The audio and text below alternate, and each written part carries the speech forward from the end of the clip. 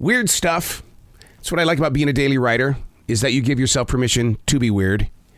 Some people may like your weirdness. Other people might think, ooh, I have no time to put up with weird. So you still do it. And the reason why is because when you put into your daily discipline the opportunity to write, to share thought, try not doing it. Your body will just explode because it needs that little bit of air to be released from your soul. Stepping onto an empty page with rarely, if ever, anything to say. Yet this page will soon have its own voice. Developing the courage to be a daily writer has an effect on my speaking language. On a page, you can say anything. While with others, such a thought comes with a warning. Not everybody's going to support the effort and or attempt. Speaker of the House, Newt Gingrich, told me last week, it's not what I'm saying. It's what you are hearing. Two people can hear the same exact story and have completely different interpretations. What I put on a page may never be spoken in public.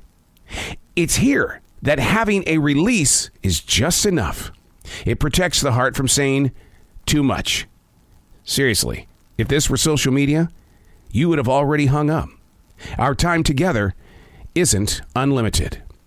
Hey, it's Arrow. This is The Daily Mess, a chronological walk through an everyday world. I am a daily writer. I view life as an opportunity to listen to life, to be present in a moment of what is right now, because in all things, there's a lesson to be learned. We're constantly asking ourselves, how can I get through this? The answer was about 3 or 4 days ago. It was handed to you, but we instantly set it aside. This is The Daily Mess. Man, in a matter of days, I'm going to be celebrating another number in my years of travel.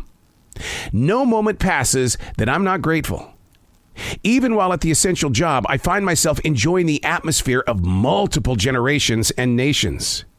You'd think being a radio guy of 44 years that it's just an automatic, man. He must be a people person. People as in one, me. Or so it once was. Captivated and captured by business elements, I only assumed that we had a community connection with our radio listeners until I physically went out there in 2020 while the world was locking itself down. I was planting myself in a position of human requirement, and the lessons haven't stopped. Every emotion and lie has been laid out in front of me by those around me. Some moments are so shocking, while others are written off as, didn't need to see that. Move on. Not worth the wait or the words. That's going to be flooding your heart. So much experience. Blessed by saying yes. How often do you say yes? Are you overcrowded with no, I'm not doing that. Why? Because you're going to get your hands dirty? That's right. I don't get, you see these hands? They're not getting dirty.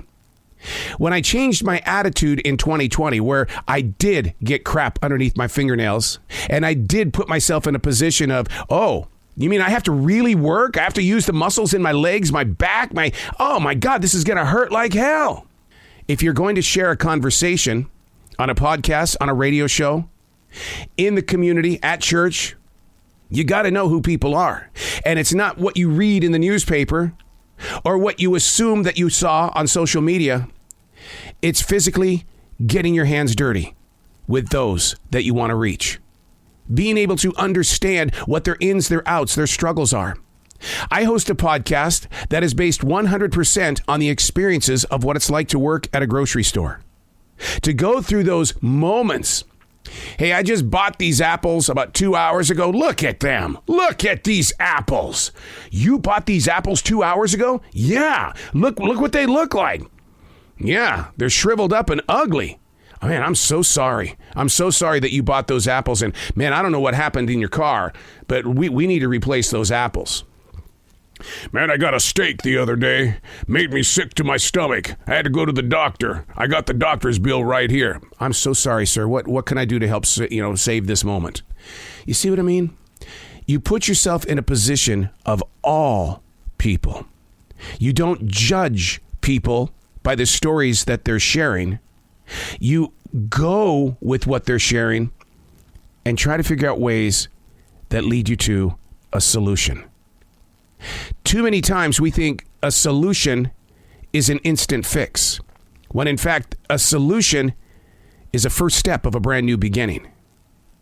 Becoming part of your community. There's a gentleman, his name is Leroy. Leroy and I had a moment together. That moment is that Leroy came up to me and says, look, I steal. I'm so sorry. I'm going to apologize right now. I steal. And I go, Leroy, talk to me about what's going on. And he goes, I have to steal, but I'm going to the doctor. She's helping me. And so Leroy, he made that agreement with me that if he gets that moment, he's going to come up to me first, and I'm going to find out what he's going to steal, and I'm going to buy it.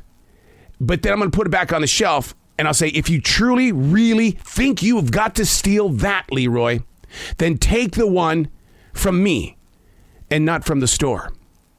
So just this past weekend, Leroy and his girlfriend of many years, he's in his middle-aged years.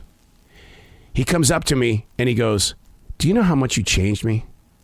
And I go, I don't want to think of it that way. I want to think about it as being, you're my family. You're my community, Leroy. And you were honest and brave enough to tell me that you steal. And so in my heart, I heard, reach out. But more importantly, reach in. That solution was 10 to 11 months in the making to have that conversation I just had this past weekend. See what I mean? It's a baby step.